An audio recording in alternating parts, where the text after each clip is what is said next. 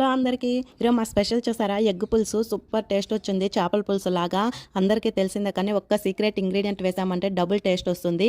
So ఎలా అనేది చూడండి.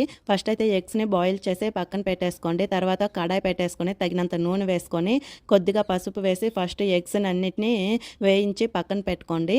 ఈ నూనెలోనే కొద్దిగా ఆవాల ఉద్దిపప్పు వేసి చిటపటలానిచ్చి ఆనియన్స్ ఉప్పు వేసి కొద్దిసేపు అలా వేగనిచ్చి పచ్చిమిర్చి కరివేపాకు అల్లం వెల్లుల్లి పేస్ట్ వేసి పచ్చివాసన పోయేదాకా వేయించుకుందాము.